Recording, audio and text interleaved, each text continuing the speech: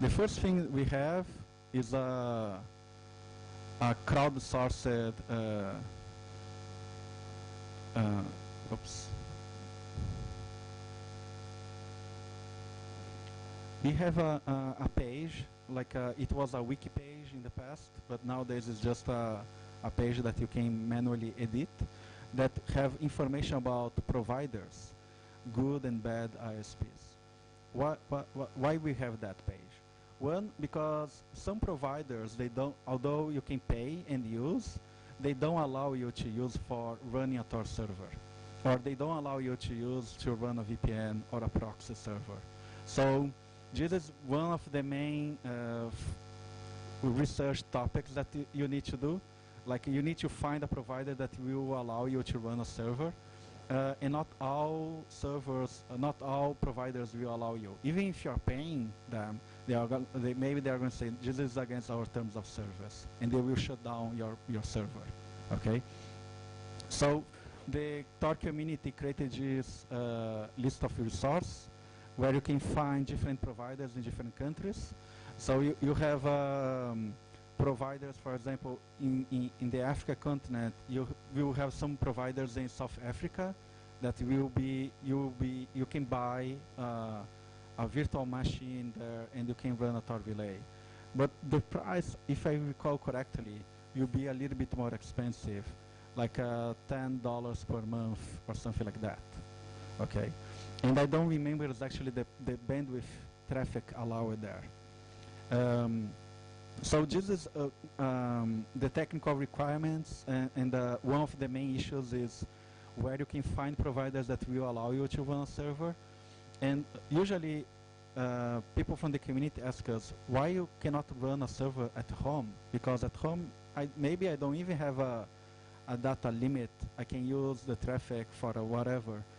The problem is, one, sometimes it costs a lot to buy an IPv4 from your internet provider, even for your home. The second thing, we do not recommend running a server at home. And the reason is because some countries, they don't understand what Tor is. And they will think, oh, somebody's using this very weird program here on this mobile company, and we think it's a malicious traffic. Let's go to his house with the police and see, to their house with the police and see what's happening. So there are some cases of law enforcement visiting some volunteers to see what they are doing because they detected malicious traffic, or they know that it was an exit node. And then they can confiscate the devices of the person. So that happened, for example, in Germany, in some other countries. So that's why we don't recommend running a server at home. But running a data center, that's totally fine. That's usually, if the data center have any complaint, they will just communicate with you, and they will email you, say, hey, something mysterious is happening with your server. Can you check out what's happening? Or they will just shut down the machine and then ask you to contact them. So this is not, usually it's not a lot of problem. It's just some back and forth emails that you need to email them. They will reply to you. Then you'll say, hey, I'm running a Tor node. And then they will allow you to come back and to turn on your machine. So these are the basics of running a Tor server. A common question is, if I'm using Tor, do I need to run a relay? And the answer is no. It's just for people that want to be engaged on the Tor community. If you want to be part of the Tor community as an operator, you can run a piece of this network. So this is a very cool, interesting project, because usually, like for other tools, like a VPN, you cannot run a VPN as part of a community, you know. You are like, let's say, Proton VPN. The servers of Proton VPN are from Proton, the company, and you cannot run a Proton server as part of their community. In different from that, on Tor, all the servers are maintained by volunteers. So we have different initiatives. We have people running Tor servers in universities, and I think this is an appropriated place. One universities, they have usually high quality access to the internet. Usually they have a lot of servers that people are not using. They bought some servers some years ago and nobody's using. And so if you request and ask them on your local universities, they will be able to say, oh yeah, we can run a server, you just need to submit a project for that. And the cool thing, we have templates ready for that. So you can just copy from our website the template and send to the university and ask them to run a Tor relay.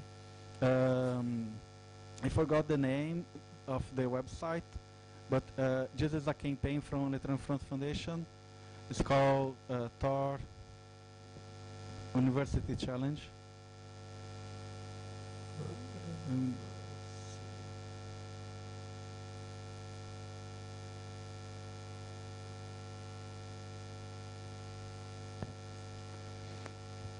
And you have templates ready there.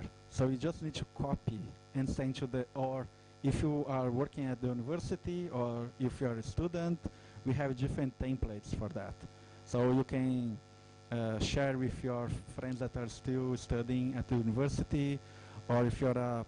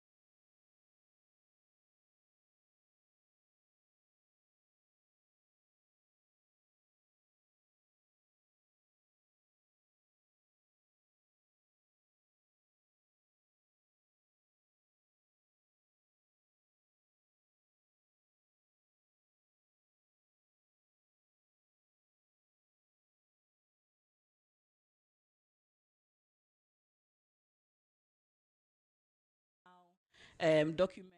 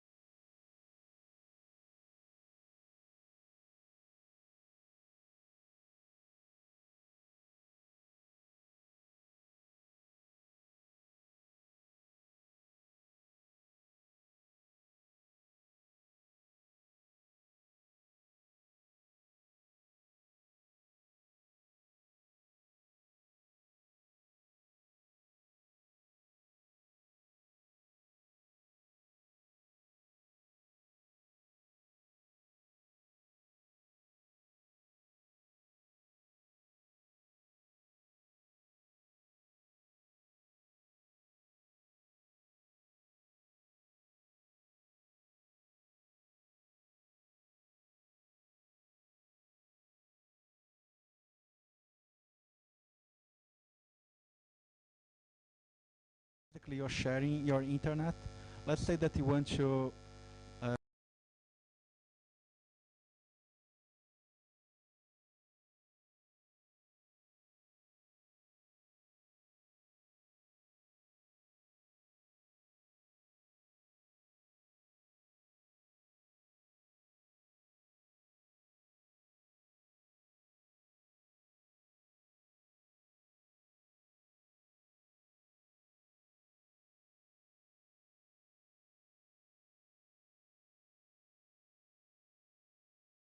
on. While with Snowflake, it can go offline and automatically the Snowflake protocol program will pass, if you turn off, it will pass to a new Snowflake automatically.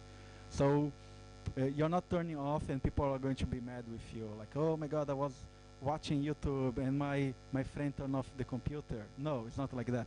Snowflake will connect you to the next proxy automatically and you don't need to do anything. So Snowflake is a very cool project. It was created by an intern in 2016 and was adopted by the Tor project. So Snowflake is part of the Tor project nowadays and is being used for bypassing censorship around the world. So one thing that we talked very briefly today, but we talked more about during the training, when sensors, they try to block Tor, they go and block the guard nodes, the entry nodes. So Snowflake is the idea of you can block just IP because we will have a mass collaboration, a lot of people collaborating with us. So you will need to block 100,000 IP address. And because it's a dynamic IP address, tomorrow sensors will need to block again and again and again and again. So the idea of the Snowflake is to make this approach for sensors on blocking IP address and will block the tool very inefficient.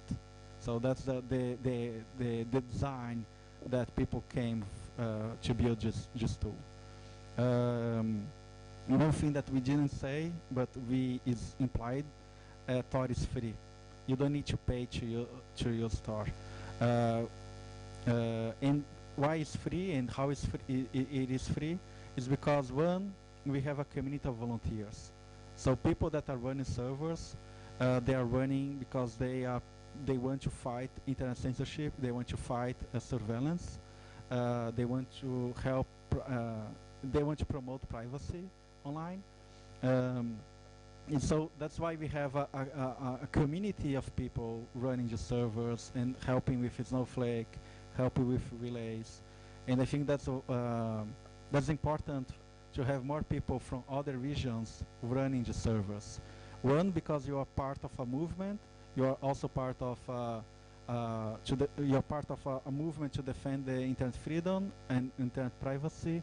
And also because you are part of this movement in different regions, it will collaborate with better speeds on using Tor.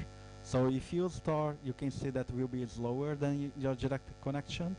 And this is the price of this technology. Like it will be more anonymous, but and more private, but at the same time will be a little bit slower. And I think this is a trade-off that we need to do with this technology. Any questions?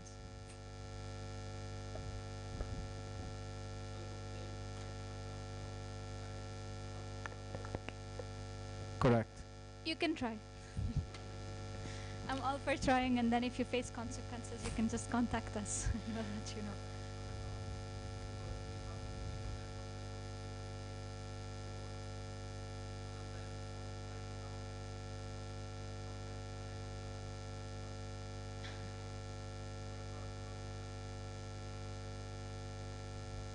You can do that. You can always remotely connect to the server, even if it's in your office. If I answered your question. Yeah. So you can do that. And Gus has done this with me. Like, he taught me how to deploy one. Like, we had a whole 2-hour session online where he went step by step.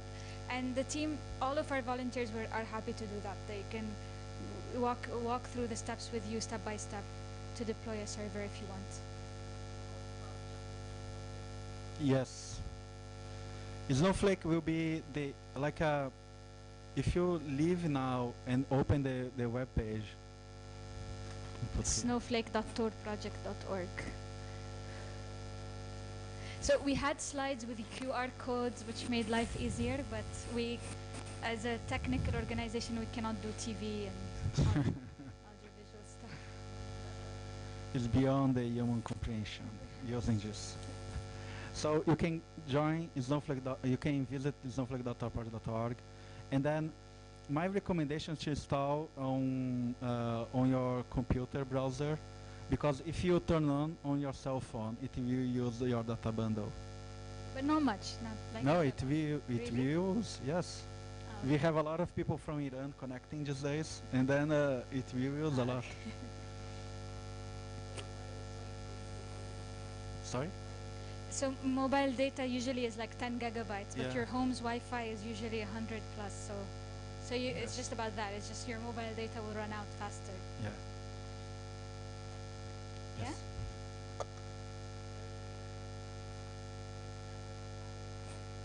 Yeah, it's called the good and bad ISPs, like internet service providers. But so this list is on our website, and it's mainly providers in the global north, and that's why we're doing such a session, because we want to, when we start deploying more across the global south, we will learn which are the good and bad ISPs in the global south. Yeah, I have some comments about this. So, it's not recommendable to go to a provider, like a random provider, install a Tor server, and one, because you don't know if it's against their terms of service, and Tor as a project, we recommend you to be to have a good relation with your internet provider. So a few things what can happen if you don't ask permission to the internet provider, like let's say I will say some providers that allow Tor, like Hetzner, Flocknet, what else? Gcore, DigitalOcean, Linode. Just providers, they allow Tor, so you don't need to ask to them. But there are some new providers, maybe a local provider here. Maybe if you just run a server there, they will find that suspicious and will turn off and will block or suspend your account.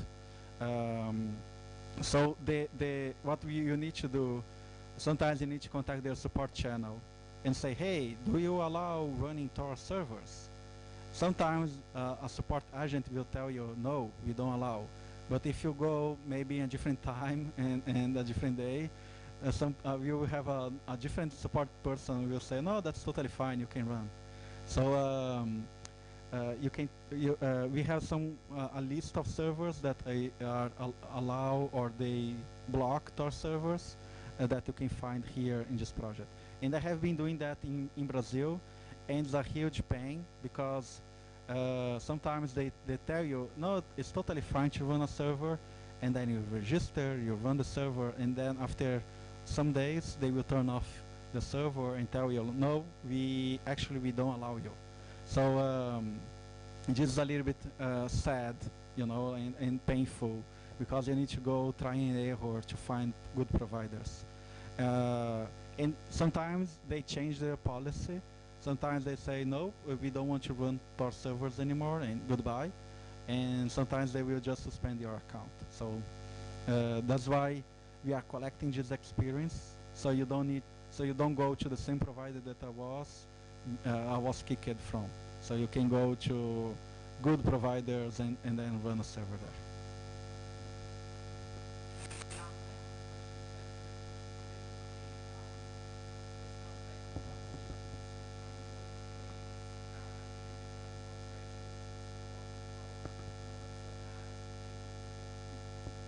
You can, but not. Okay, so good question. So if you have it as an extension, here you're being someone who supports. In this case, if you as a user wants to use Snowflake, you'd need to download one of the apps we have that runs through Tor. So Tor browser, Orbot, there's many. And just in the settings, say I want to go through Snowflake and not go through the rest of the servers. And it's being used a lot in many contexts where there's very high censorship. Technically, if you want to know how it works, and the reason it's working really well, is Snowflake is like wearing a mask, and it's in front of the internet provider. It's as if people are not connecting to Tor or to just something, the website they want to visit. It's as if they're making a video conference call. So governments will not censor the protocol that people use to make video conference calls because they use it themselves, and it's going to come at a high cost. So Snowflake pretends it's a video conference call, connects you to a random proxy, then to the Tor. This is how it works technically. So this is why, so far, it's a Tor tool. Like you can't just download an app called Snowflake and it's like a VPN. Maybe one day.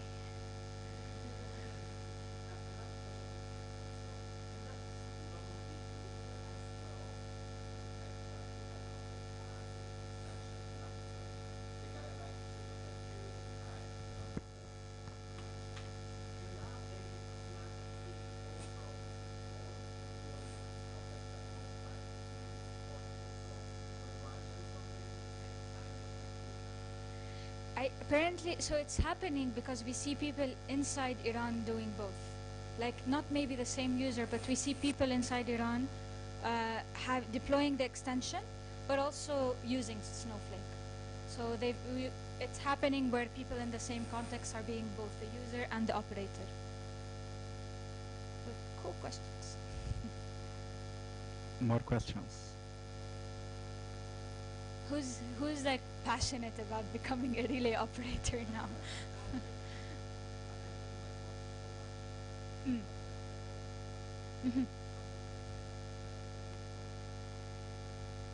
So if you're on mobile data, if you do turn on Snowflake for people to connect through you, it's just going to spend a lot of data. But you can try.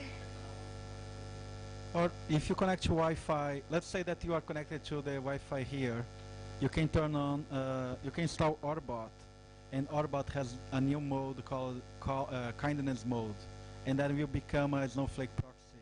You volunteer your bandwidth to people. So if you don't download Orbot and turn it on, Orbot, the app will start telling you there's one user connecting through you, 2 users, and it can go up to 100 per day, and it's cool.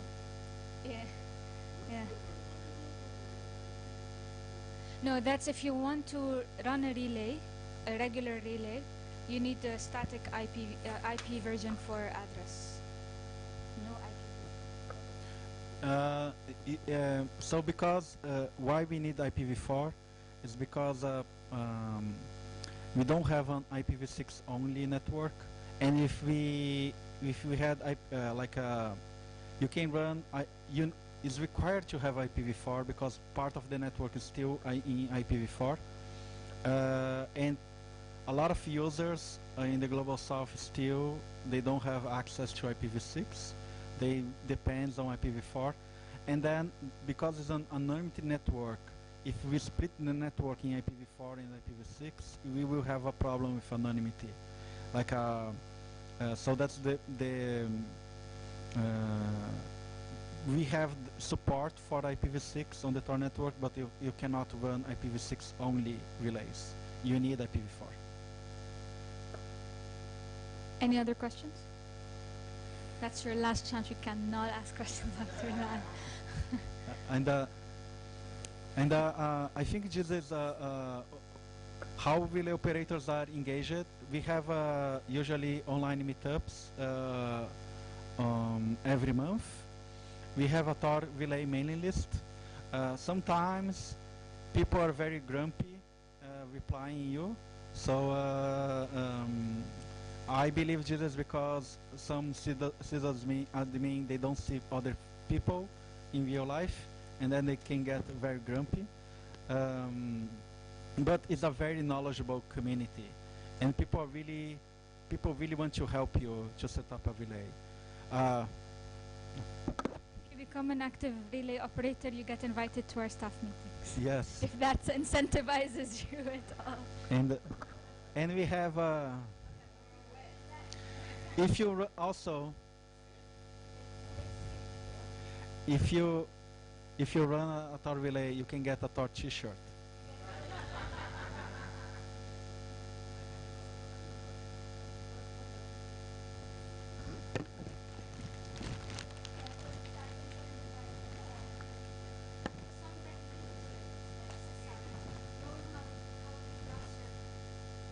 Pick some stickers and pass.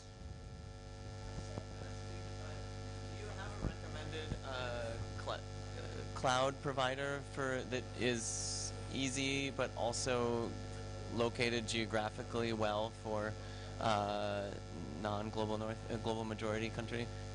What would be the easiest cloud hosting provider someone could sign up with in your recommendation? That's a good question because I was looking for at that last week.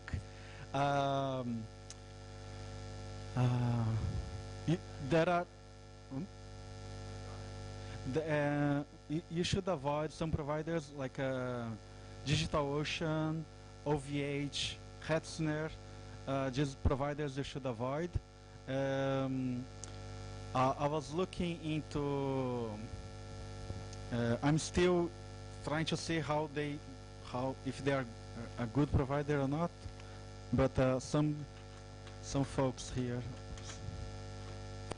Some folks. One provider. They have different collocations. Flocknet. They have servers in Romania, Netherlands, and we don't have a lot of servers in Romania. So if you can instead of Netherlands, you can set up in Romania. That would be good. The countries that we are trying to shift from and to avoid is Germany, Netherlands, US. And I think these are the top 3 that we are trying to skip because we have too many servers and too much traffic in these countries. So one thing that we want to create is a more diverse network. Let me see what else. Why I don't recommend like Amazon Cloud is because the price is very expensive. So the bandwidth there can cost thousands of dollars per month. So that's why I don't recommend them. But yeah, this is a list resource that we want to build. And I was talking with Micah, my colleague, and we were thinking about submitting to OTF as part of Sustain grant. To say, if a relay operator get a server there, maybe the fund could try to help them with bandwidth or something like that. We were discussing an idea. For example, if you want to run a bridge in a provider that is not just big in just countries, for example, that could be something that a relay operator could apply for. So we were discussing these ideas. Expect more news soon. Yeah, more questions?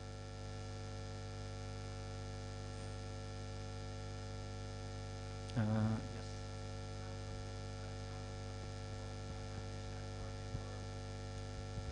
Just normally for people who are interested like to support, so they should just like follow the information on their website, or they also can contact someone else to get in touch with you. Otherwise people cannot really help.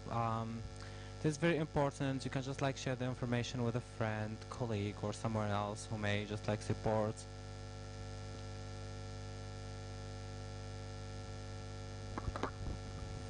We're on Telegram, Signal, WhatsApp, and email, so you can get in touch with us. We're also on social media. It's a very responsive team, to be fair, so you can, and we have like dedicated user support, like you can contact. If at any point you need a training, either on the operator side or even the user side, if you want to use more Tor stuff, you can also just contact us. We do trainings all the time for free. Okay, that's a good point. So trainings for individuals or organizations as well? All. Okay, in the situation if an organization is trying to renew or restore all this kind of issues with using the like Tor services, Yeah. is there like any group trainings, or it can Yeah. be like peer-to-peer? It can be a group. If you're a group, we can do individual. Yeah. So whatever you feel like you need. Sometimes, I cannot promise this, but sometimes we can travel to a place And sometimes you can be in a place where there is someone from tour or a tour volunteer who can do it in person.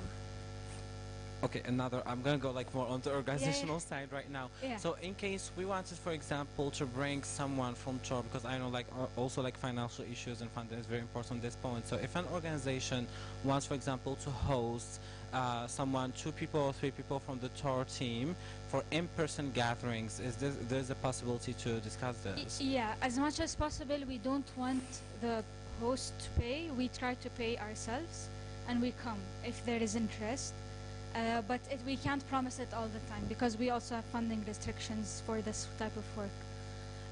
But sometimes we do trainings, like last year in FIFA we did a tour training academy, and it was 2 days. We might do it longer, but we fund you to come.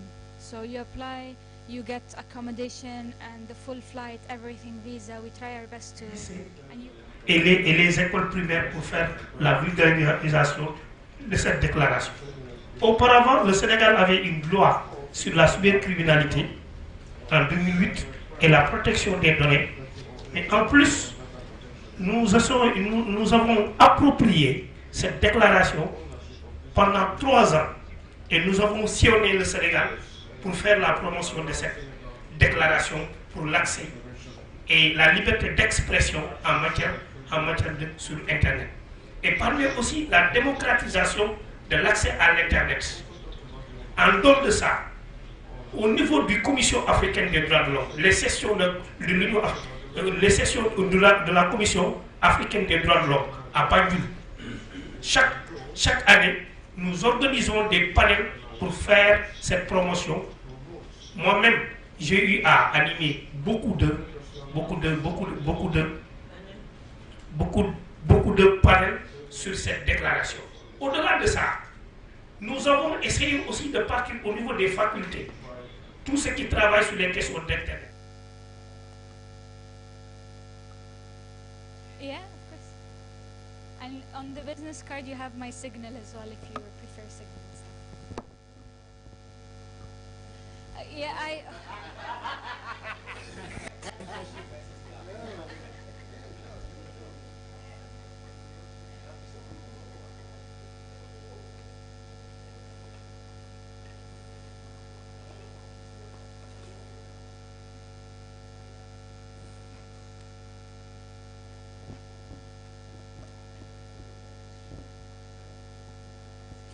Thank you very much, everyone.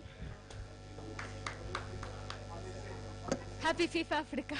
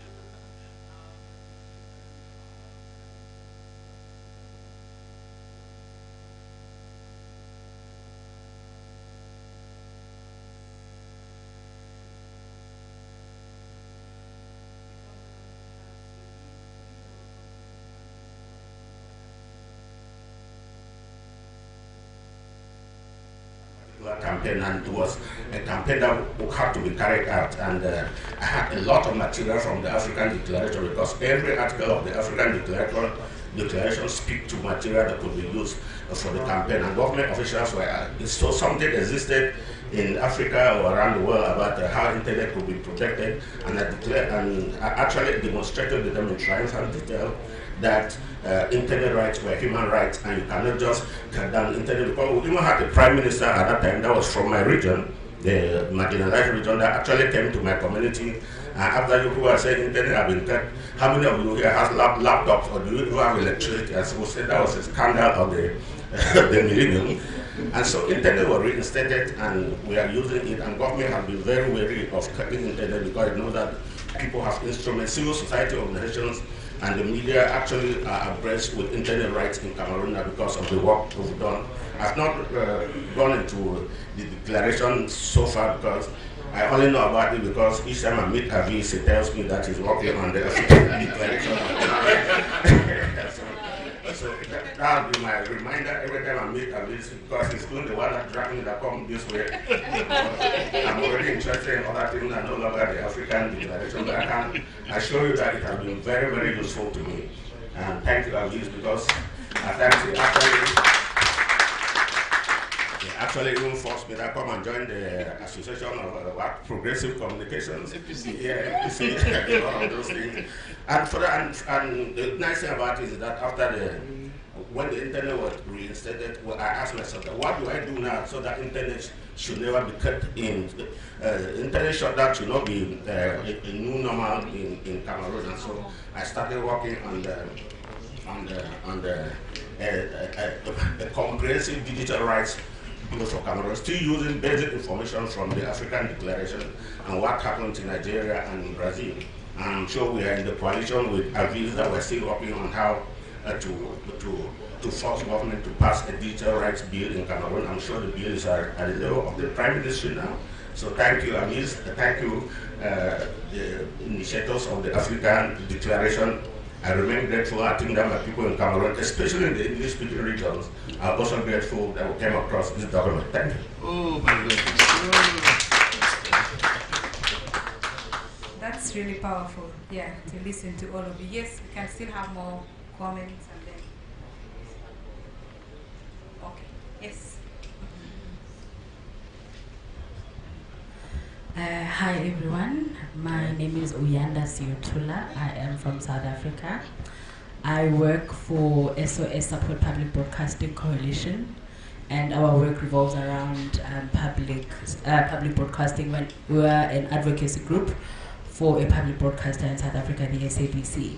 So we haven't really used the declaration, but I think given the fact that public broadcasting has shifted and we now speak about public service media, and we have various public service media organizations that are now on the internet.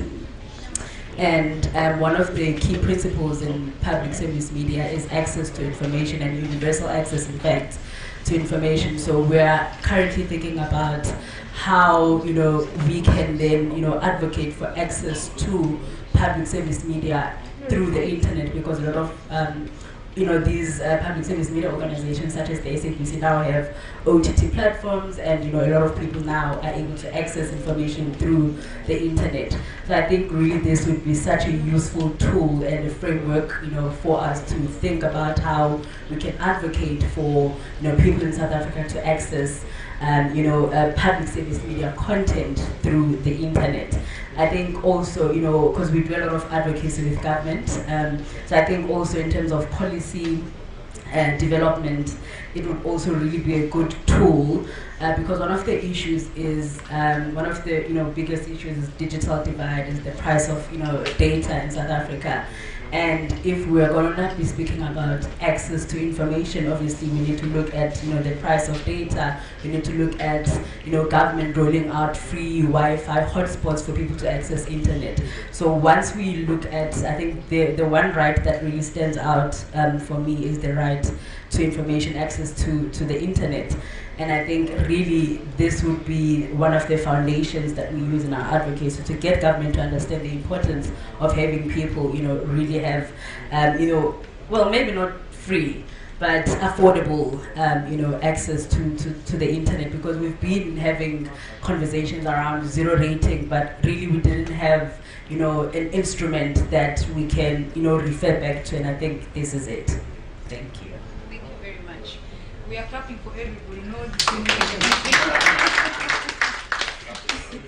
Yes, so if we don't have any reflections, I would like to come back to Edith and also Vivian, and I have a message from Henriette, who was supposed to join us online.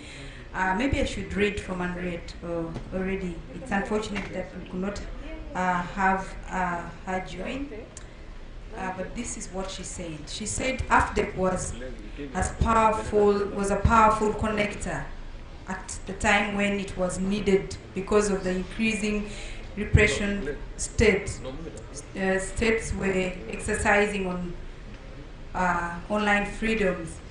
How? One, AFDEC connected African human rights activists focusing on the internet to one another and other digital rights activists around the world. Number two, through it's of course you're not typing how it can be with some errors. So the president of Uganda would have said, who wrote this? Then you wonder if it's his speech, yeah.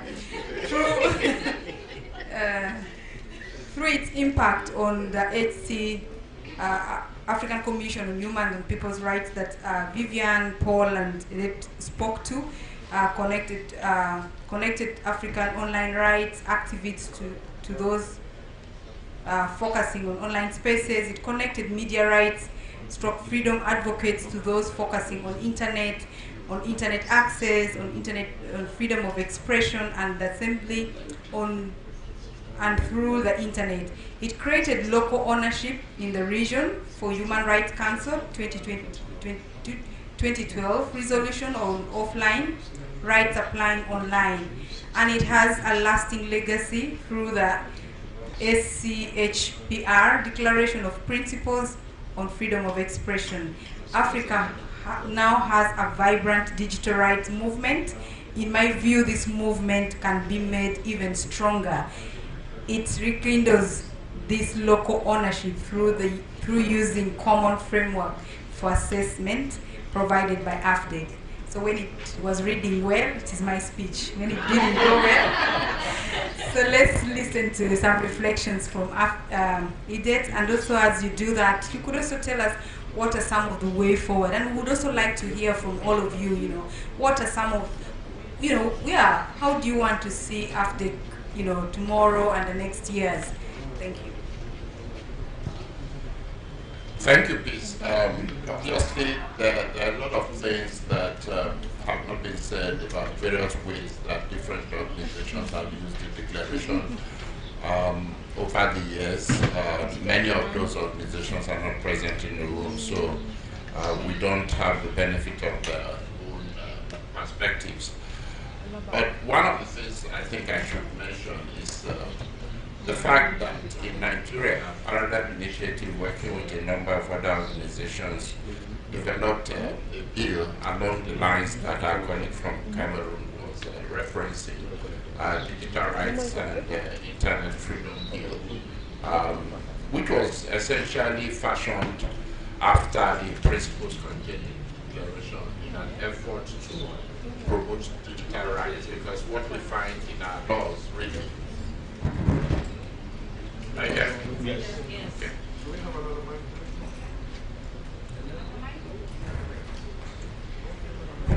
So what we usually find in our laws is that they just create criminal offenses from either some act of commission or omission without really affirming rights. So the idea was also to use the declaration as a document to guide the development of rights respecting and promoting legal frameworks.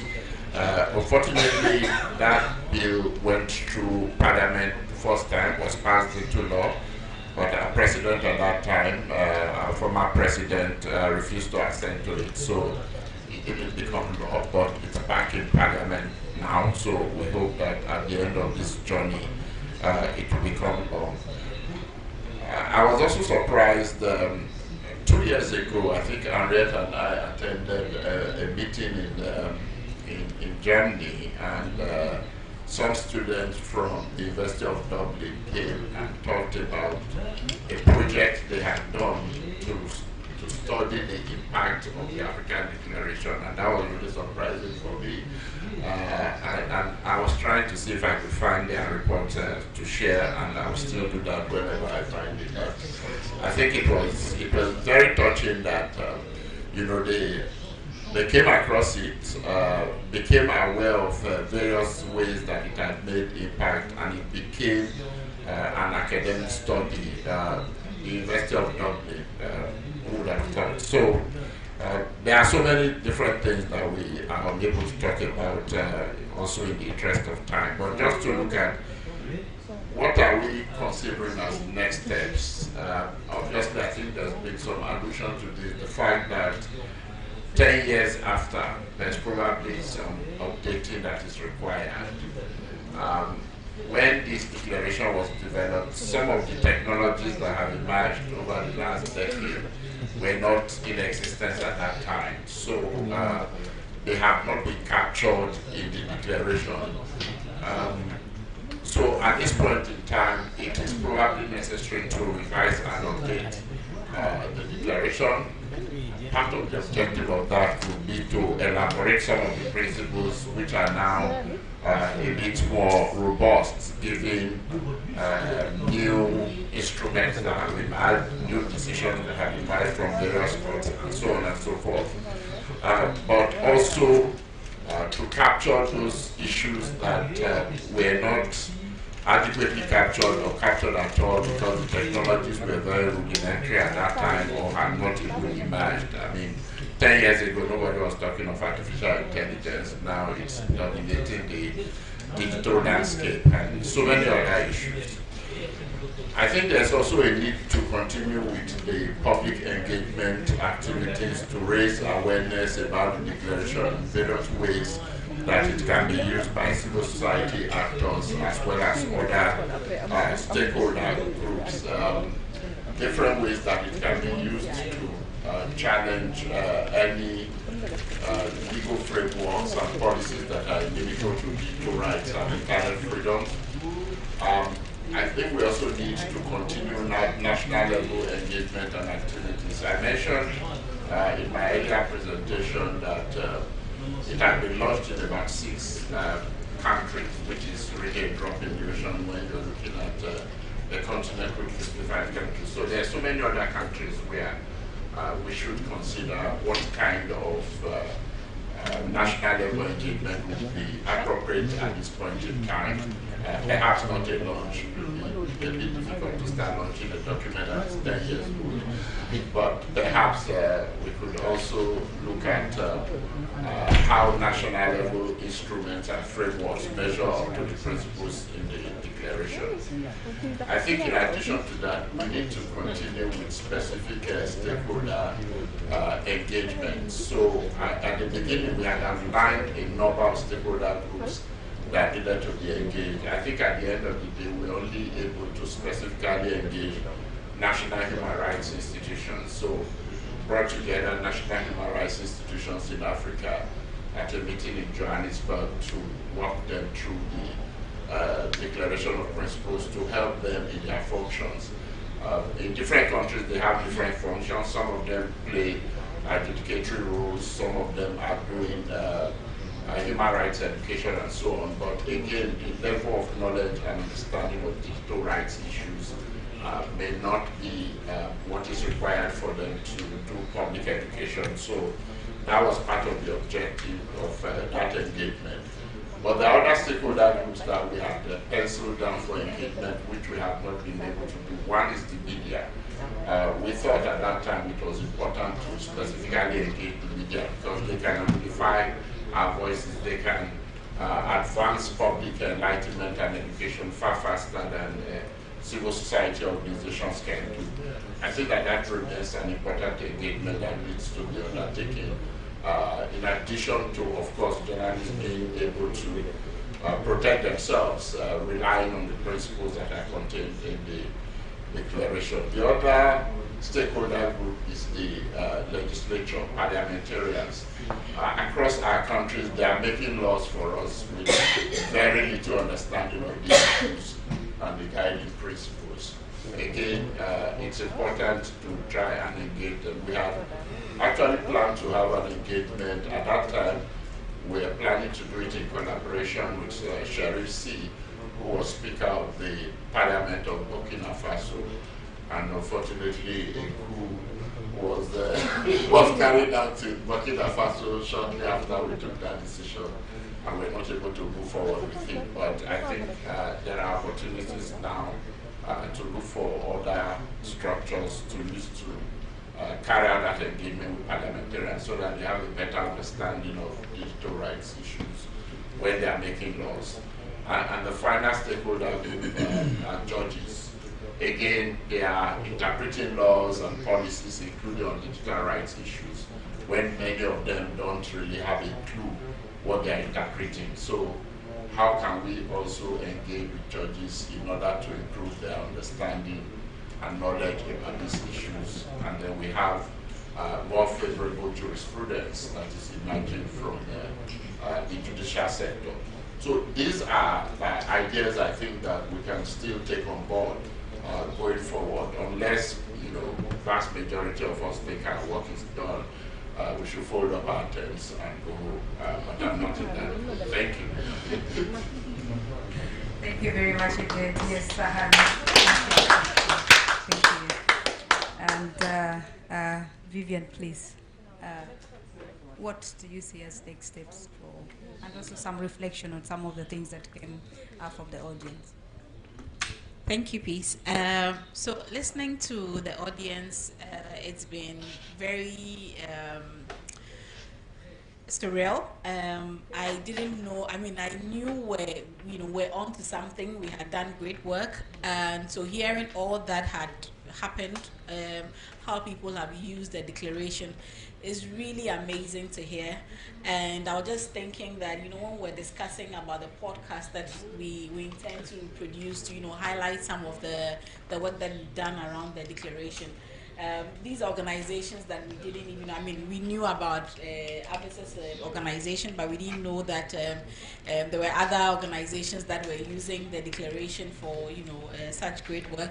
And so we would definitely reach out to you going forward so that we reflect the amazing work that you've done using the declaration. And it's really amazing to hear that even in Senegal here, they've been using the declaration in academic institutions and including, law institutions. It's really great.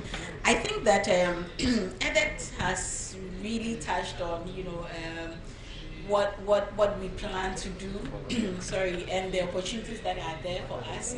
I think that as a great step, we've already commissioned papers looking at the new issues that have come up. He mentioned AI. Back then, the issue of surveillance wasn't as strong as it is now, because COVID-19 came with a lot of countries putting in place measures and legislative instruments that basically was aimed at tracking COVID cases, but also helping them to do surveillance. And with the rise of civil society, with the rise of more active and vibrant citizens, and the sophistication of technology, we see that our countries are more and more using surveillance technology to clamp down on civil society, on the media, and the usual political opponents. We are also seeing the very increased use of cybercrime laws, misuse of cybercrime laws in recent years. And so all these are issues that we would be looking at in the papers that we've commissioned, and based on the findings and the reflections that these papers would come up with. We would then have a look at the declaration again, as Edith mentioned, and see how we would update it. And I believe that would also start a new process altogether. And perhaps at this stage, maybe make an appeal to organizations here that are not part of the coalition to join us, so that we take the next steps together. We have a number of activities that we planned as part of the 10th anniversary celebration. And as we go along, we would get in touch with some of you to see how you can support us and also be part of the advocacy going forward. Thank you, please. Yes, we do what we have been doing. A hand clap for Vivian, and thank you very much, Vivian. And already Vivian and Edith have told you what we are planning to do. We have series of activities like they mentioned, these papers, the podcasts, and it's nice that we've listened to you and known that some of you should really speak some of these things. And we have lots of publications that that they've been speaking to, and others that are not mentioned here, that are on the website of AFDEC. So please, you can access some of these write-up. And one project that we actually forgot is a project that was implemented in Southern Africa, in Namibia, Zimbabwe, Zambia, Eswatini, in 6 Southern African countries. The title of the project was the African Declaration on Internet Rights and Freedom, fostering a human rights-centered approach to privacy, data protection, access to the internet in Southern Africa. This project created a wealth of output and research and documents that are really useful. I would just like to request you to, at your free times, please look this up, and we will reach out to you. If you also have resources that you would like to support the AFDEC work moving on, we will really be happy to have your support, and in any support that you can give. I think we have gone beyond time. We started also very late. Unless someone has something that they want to say, anything, could just be anything that you want to just say, we will still be happy to hear from you. Yes, Shirley. And otherwise, we are done, and we are very grateful for the conversation we've had this evening. Thank you, Peace, and the panelists. This was really an interesting conversation. Mine is just to call upon us, like a call of action, as we are advocating for promoting the declaration, as we're planning to review, to actively involve the policymakers, because they're also very good advocates. Yeah. So instead of involving them on the sideline, can we involve them directly? Yeah, we're talking about the podcast. Can we also use the platforms that that the government has put in place, so that we can advocate for these very good, initiatives that are coming up, and then we'll achieve our goals.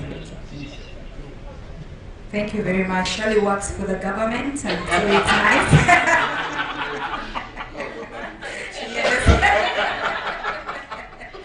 She works for the Ministry of ICT in Uganda, and she's very passionate on issues of digital rights, and she's very open for collaboration. Thank you, Shirley. I think we're done here. We're just very grateful for the conversation. Yeah, we are done.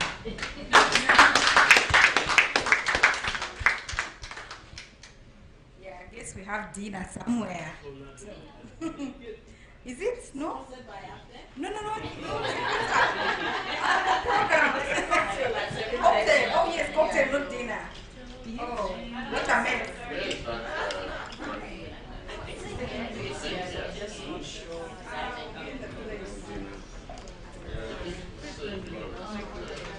Thank you to our translators. Thank you. Thank you. Thanks so much.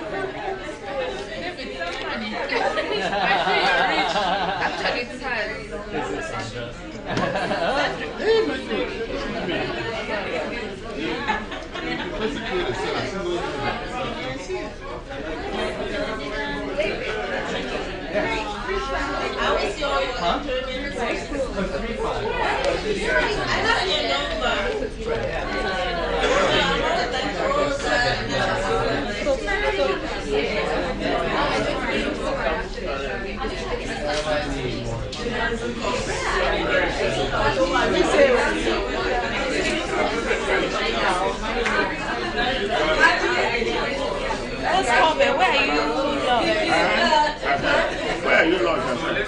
I'm here, Radisson. You went and slept alone. You're crazy.